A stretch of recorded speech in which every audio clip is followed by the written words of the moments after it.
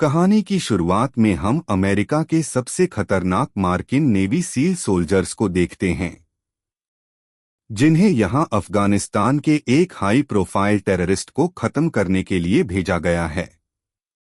Spot में पहुंचते ही sniper अपने स्पॉटर को लेकर वहां अपनी पोजीशन ले लेता है।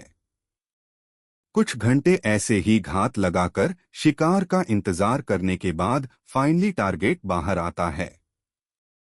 फिर क्या दोस्तों, मौके पर ही स्नाइपर अपना एक भयानक शॉट लेकर उसका भेजा उड़ा देता है। मिशन कंप्लीट करने के बाद वे लोग दोबारा बेस में लौट आते हैं। ऐसे ही एक दिन उससे मिलने के लिए मुस्तफा नाम का एक कॉन्ट्रैक्टर आता है। आगे वो बताता है कि मुझे पता है कि तुम मार्किन मरीन सोल्जर्स के सबसे शार्प स्नाइपर शूटर हो, इसलिए मेरे पास तुम्हारे लिए एक काम है। अगर तुम यह काम कर देते हो तो तुम्हें $20 मिलियन दिया जाएगा। मन ही मन जयकाल भी यह समझ चुका था कि यह एक इलीगल काम है, लेकिन पैसों की लालच में आकर वह यह काम करने के लिए मान जाता है।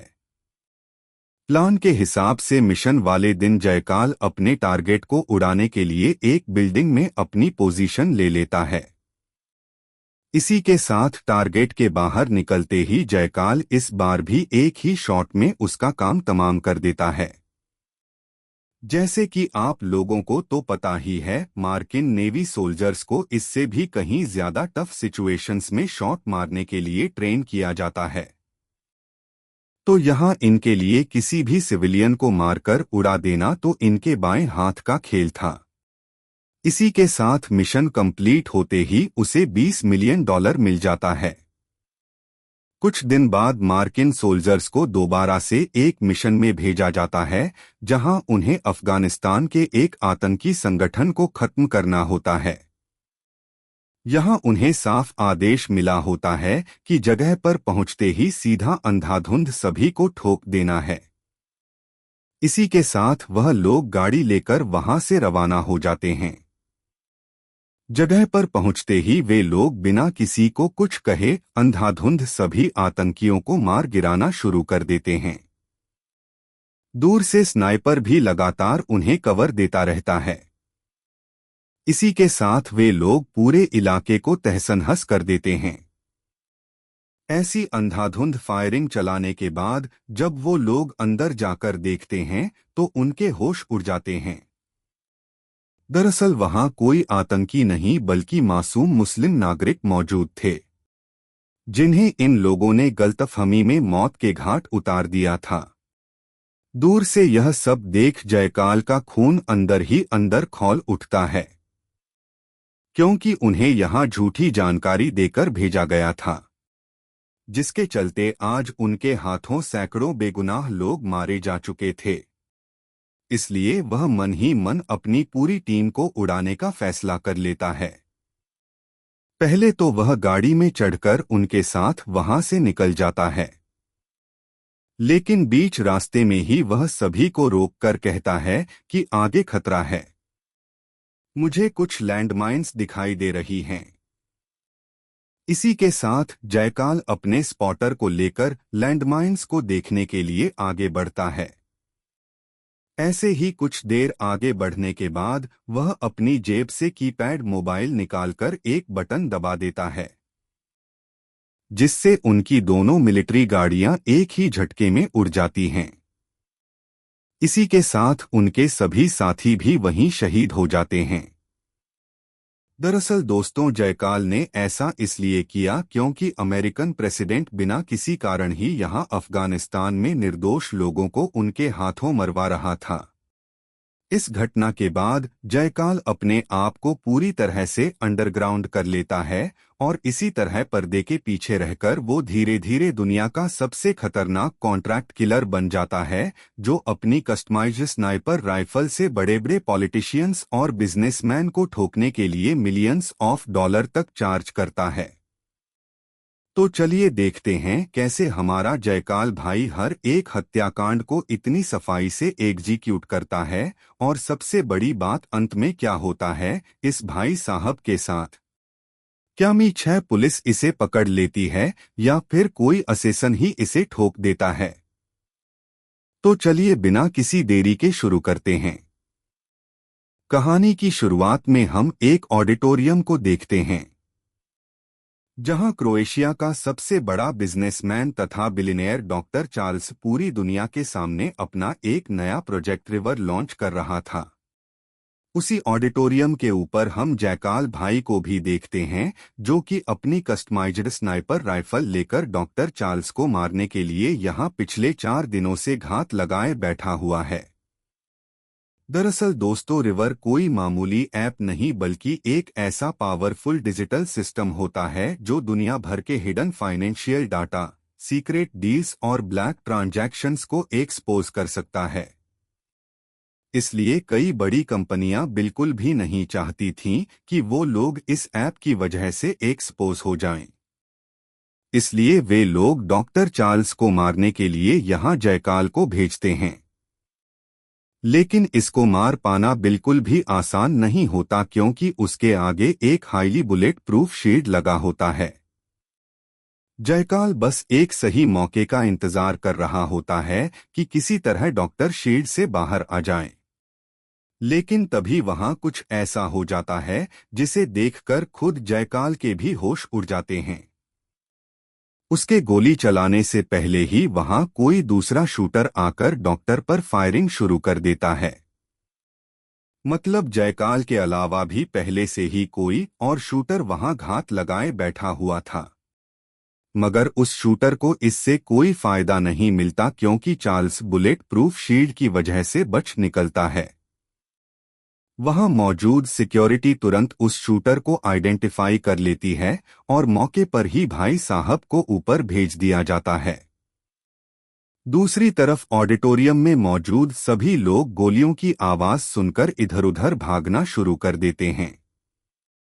इसी मौके का फायदा उठाते हुए जयकाल भी उन्हीं लोगों के सहारे ऑडिटोरियम से बाहर निकल आता है।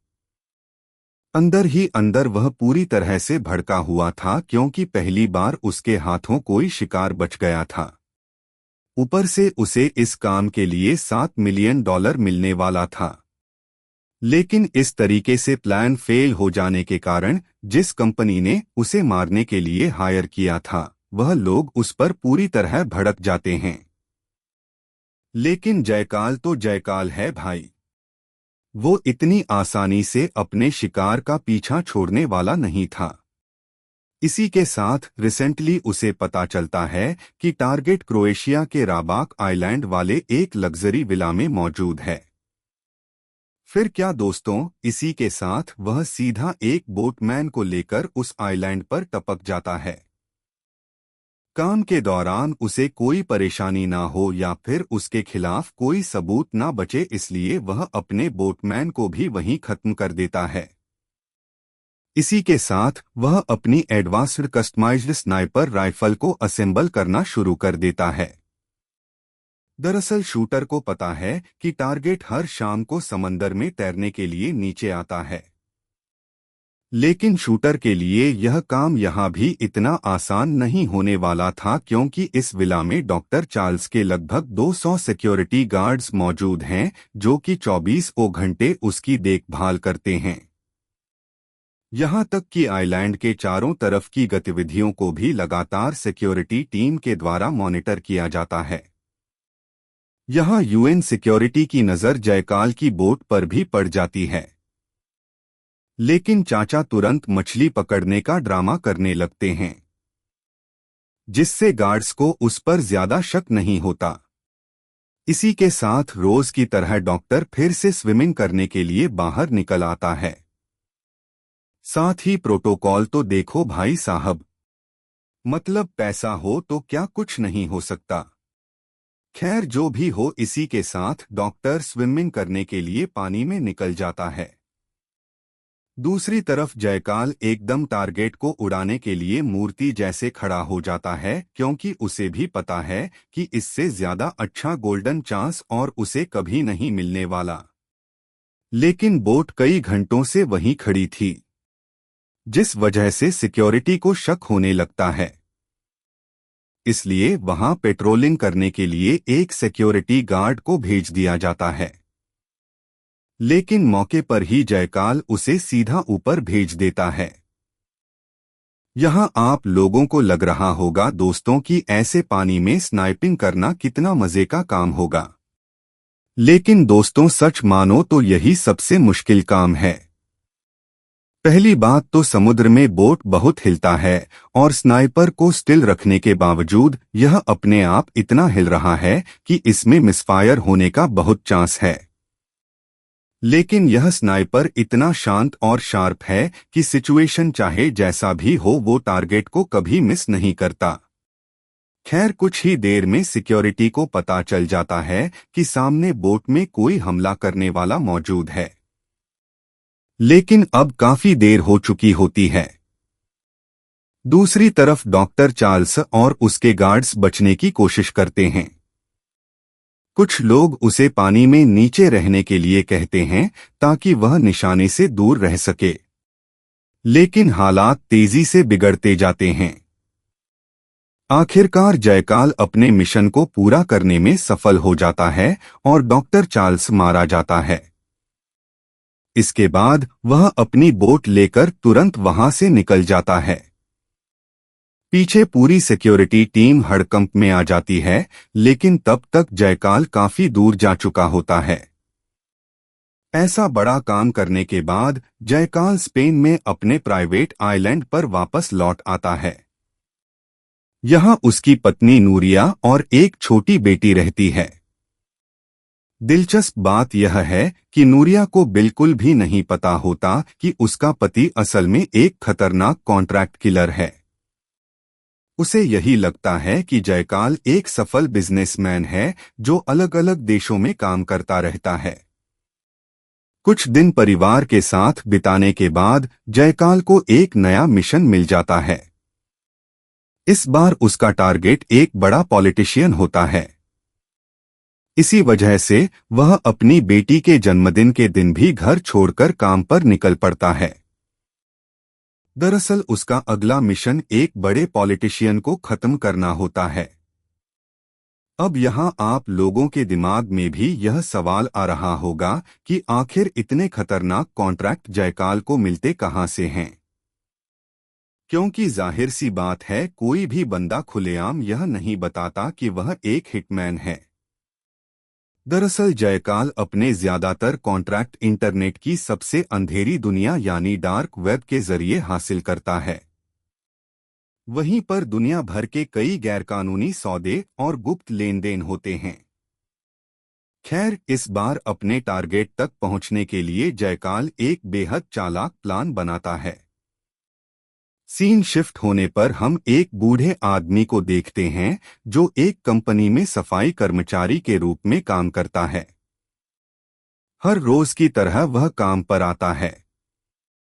लेकिन कुछ देर बाद अचानक वह अपना रूप बदल लेता है और ऑफिस के अंदर मौजूद लोगों पर हमला शुरू कर देता है। पूरे ऑफिस में अफरा-तफरी मच जाती है। इसके बाद वह ऑफिस के मालिक को भी गंभीर रूप से घायल कर देता है। फिर वह पूरे एरिया में धुआं फैला देता है और रस्सी के सहारे बिल्डिंग से नीचे उतरकर फरार हो जाता है। कुछ देर बाद हम उसी बूढ़े आदमी को उसके अपार्टमेंट में देखते हैं जहां वह अपने चेहरे का नकली मेकअप और भेष उतार रहा होता है। तभी पता चलता है कि वह बूढ़ा कोई और नहीं बल्कि खुद जयकाल है। लेकिन सवाल यह था कि उसने इतने लोगों पर हमला क्यों किया। इसका जवाब थोड़ी देर बाद मिलता है। दरअसल जिस पॉलिटिशियन को जयकाल मारना चाहता था, घायल हुआ ऑफिस मालिक उसका बेटा था। जयकाल जानता था कि बेटे के घायल होने की खबर सुनकर वह पॉलिटिशियन जरूर अस्पताल आएगा और वही उसके लिए सबसे अच्छा मौका होगा। इसी के साथ बियांका अपनी टीम को लेकर नॉर्मन को पकड़ने के लिए निकल पड़ती है। इधर दूसरी तरफ दोनों कई घंटों की मेहनत के बाद फाइनली उस कस्टमाइज्ड स्नाइपर राइफल को तैयार कर लेते हैं। और सबसे ज्यादा हैरानी की बात तो यह होती है कि यह राइफल किसी मेटल से नहीं बल्कि प्लास्टिक से बनी हुई होती है। आगे से नॉर्मन जयकाल को कुछ प्रैक्टिस शॉट्स लेने के लिए कहता है क्योंकि यह प्लास्टिक से बनी हुई स्नाइपर राइफल थी, इसलिए इसमें मिसफायर होने के चांसेस काफी ज्यादा थे। इसी के साथ जयकाल प्रैक्टिस करने के लिए जंगलों में चला जाता है। ऐसे ही लगभग आधे घंटे तक प्रैक्टिस करने के बाद वह देखता है कि एक ब्लैक एसयूवी तेजी से नॉर्मन के घर की तरफ बढ़ रही है। दरअसल इस एसयूवी में बियांका और उसकी टीम मौजूद थी। जैसे कि आप लोगों को पता ही है, उन्हें उसकी मेन लोकेशन का पता चल चुका था। यह सब देखते ही जयकाल तुरंत नॉर्मन को अलर्ट करते हुए वहां से भागने के लिए कहता है। यह सुनने के बाद नॉर्मन का तो मानो होश ही उड़ जाता है। खैर, इसी के साथ वह अपनी सारी जरूरी फाइल्स और डेटा को डिलीट करने लगता है। लेकिन तब तक बियांका अपनी पूरी टीम के साथ उस घर को चारों तरफ से घेर चुकी होती है। इसी के साथ बियांका नॉर्मन पर हमला कर देती है। इधर नॉर्मन अकेला ही उनका सामना करने की कोशिश करता है, लेकिन उसका एक हाथ पहले से घायल होने के कारण वह ज्यादा देर तक उन्हें रोक नहीं पाता और आखिरकार पकड़ा जाता है। आगे से बियांका उससे पूछती है, चल बता, जयकाल कहाँ है? नॉर्मन तुरंत अनजान बनते हुए कहता है कि वह किसी जयकाल को नहीं जानता। लेकिन बियांका उसकी एक भी बात पर विश्वास नहीं करती। वह लगातार उससे पूछताछ करती रहती है। तभी अचानक दूर कहीं से एक गोली चलती है और नॉर्मन मौके पर ही ढेर हो जाता है। यह देखकर बियांका तुरंत समझ जाती है कि जयकाल आसपास ही मौजूद है और अपने साथी को पुलिस के हाथ लगने से पहले खत्म कर चुका है। इसके बाद पूरे इलाके में हाई अलर्ट जारी कर दिया जाता है। सभी एजेंट्स अलग अलग दिशाओं में फैलकर स्नाइपर को ढूंढने लगते हैं। दूसरी तरफ जयकाल अपनी पोजीशन बदल चुका होता है। वह जानता था कि अब मी-6 पूरी ताकत से उसके पीछे पड़ चुकी है, इसलिए वह वहां ज्यादा देर रुकने का जोखिम नहीं लेता। इसी बीच बियांका उसकी भागने की दिशा का अंदाजा लगाकर उसका पीछा शुरू कर देती है। कुछ देर बाद दोनों के बीच एक खतरनाक चेस शुरू हो जाती है। जयकाल जंगलों और पहाड़ियों के रास्ते निकलने की कोशिश करता है, जबकि बियांका लगातार उसके करीब पहुंच रही होती है। कई बार ऐसा लगता है कि अब वह पकड़ा जाएगा, लेकिन हर बार वह अपनी ट्रेनिंग और अनुभव की मदद से बच निकलता है। इसी दौरान जयकाल को एहसास होने लगता है कि अब उसकी पहचान और नेटवर्क धीरे धीरे उजागर हो रहे हैं। अगर उसने जल्दी कोई बड़ा कदम नहीं उठाया तो उसकी सालों की बनाई हुई गुप्त दुनिया खत्म हो सकती है। नदी के रास्ते बच निकलने के बाद जयकाल कुछ समय के लिए पूरी तरह गायब हो जाता है। दूसरी तरफ बियांका को अब यकीन हो चुका था कि वह किसी आम अपराधी का पीछा नहीं कर रही, बल्कि दुनिया के सबसे खतरनाक स्नाइपर्स में से एक के सामने खड़ी है। इसी वजह से मी-6 भी इस मिशन पर और ज्यादा संसाधन लगाने लगती है। उधर जयकाल अपने अगले कदम की तैयारी कर रहा होता है। वह जानता था कि अब उसके पुराने संपर्क खत्म हो चुके हैं, नॉर्मन मर चुका है और उसकी पहचान तक पहुंचने वाले लोग लगातार बढ़ते जा रहे हैं। इसलिए वह फैसला करता है कि अब उसे अपने दुश्मनों से पहले हमला करना होगा। इसी दौरान बियांका को जयकाल के निजी जीवन से जुड़ी कुछ महत्वपूर्ण जानकारियां मिलने लगती हैं। जांच के दौरान उसे पता चलता है कि यह खतरनाक हिटमैन वर्षों से एक सामान्य परिवार वाले व्यक्ति की तरह जिंदगी जी रहा था। उसकी पत्नी और बेटी को उसके असली काम के बारे में कुछ भी पता नहीं था। बियांका समझ जाती है कि अगर उसे जयकाल तक पहुंचना है तो उसके पुराने मिशनों, पैसों के लेन देन और निजी रिश्तों की गहराई से जांच करनी होगी। वहीं दूसरी तरफ जयकाल को भी एहसास होने लगता है कि अब शिकारी और शिकार का खेल बदल चुका है। पहले वह लोगों का पीछा करता था, लेकिन अब पूरी दुनिया उसकी तलाश में लगी हुई है। यहीं से कहानी और भी ज्यादा खतरनाक मोड़ लेती है, क्योंकि अब जयकाल और बियांका दोनों एक दूसरे को खत्म करने के लिए अपनी सबसे बड़ी चाल चलने वाले होते हैं। जांच के दौरान बियांका को जयकाल के पुराने मिशनों के बारे में कई अहम जानकारियां मिलती हैं। उसे पता चलता है कि पिछले कई वर्षों में अलग अलग देशों में हुए कई हाई प्रोफाइल मर्डर केस एक ही पैटर्न से अंजाम दिए गए थे। सभी मामलों में शूटर ने लंबी दूरी से निशाना लगाया था और पीछे लगभग कोई सबूत नहीं छोड़ा था। उधर जयकाल भी समझ चुका था कि अब उसके लिए सामान्य जिंदगी जीना मुश्किल होता जा रहा है। उसकी हर पुरानी गतिविधि की जांच हो रही थी। ऐसे में वह अपनी फैमिली को सुरक्षित रखने के लिए कुछ बड़े फैसले लेने लगता है। लेकिन उसे यह भी पता था कि अगर दुश्मन उसकी असली पहचान तक पहुंच गए तो सबसे पहले उसकी पत्नी और बेटी खतरे में पड़ सकती हैं। इसी बीच बियांका को एक नई लीड मिलती है, जिससे उसे शक होता है कि जयकाल जल्द ही एक और बड़ा मिशन अंजाम देने वाला है। वह तुरंत अपनी टीम को अलर्ट करती है और संभावित टारगेट्स की सुरक्षा बढ़ा दी जाती है। अब दोनों तरफ समय के खिलाफ दौड़ शुरू हो चुकी थी। एक तरफ मी 6 जयकाल तक पहुंचने की कोशिश कर रही थी, जबकि दूसरी तरफ जयकाल अपने दुश्मनों से पहले वार करने की तैयारी कर रहा था। दोनों जानते थे कि अगली भिड़ंत शायद इस लंबे खेल का फैसला कर देगी।